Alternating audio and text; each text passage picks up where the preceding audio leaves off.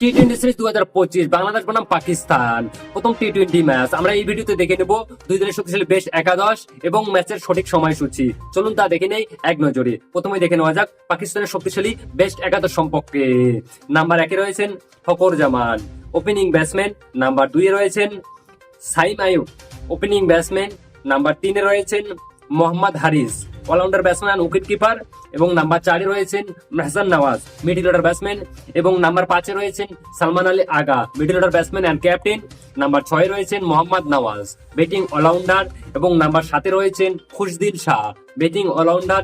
এবং নাম্বার 8-এ রয়েছেন Faheem Ashraf, bowling allrounder. Number 9-এ রয়েছেন Abram Ahmed, spin bowler. Number 10-এ রয়েছেন আব্বাস আফ্রিদি, ফাস্ট বোলার। এবং নাম্বার 11-এ রয়েছেন সালমান মির্জা, ফাস্ট বোলার। চলুন এখন দেখে নেওয়া যাক যে বাংলাদেশের শক্তিশালী একাদশ সম্পর্কে। নাম্বার 1-এ রয়েছেন তানজিদ হাসান তামিম, ওপেনিং ব্যাটসম্যান।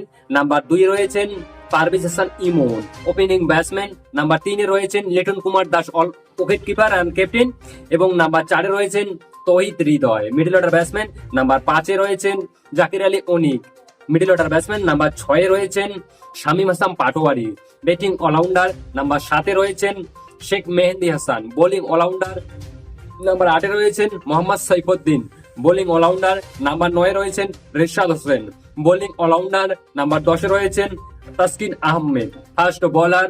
এবং নাম্বার 11-এ রয়েছেন মুস্তাফিজুর রহমান, ফাস্ট বোলার। এই দুই দলের ভিতরে কোন দলের একাদশ বেস্ট বলে তুমি মনে করো? প্রথম টি-20 ম্যাচে কোন দল জেতার সম্ভাবনা রয়েছে কমেন্ট করে অবশ্যই বলবেন। চলুন এখন দেখে নেওয়া যাক বাংলাদেশ বনাম পাকিস্তানের মধ্যকারী প্রথম টি-20 ম্যাচের সময়সূচি এবং ভেন্যু। তারিখ 20 জুলাই 2025, সময় রবিবার সন্ধ্যা 6টায় বাংলাদেশ সময়। ভেন্যু শের বাংলা ন্যাশনাল স্টেডিয়াম, ঢাকা। কথা হচ্ছে ভাই আমি ইন্ডিয়া থেকে তোমাদের জন্য ভিডিও বানাইছি, যদি ভালোবাসা পাই তো ভিডিও আরো অবশ্যই বানাবো। তো ভিডিওটিতে লাইক করে চ্যানেলটাকে সাবস্ক্রাইব করে দাও।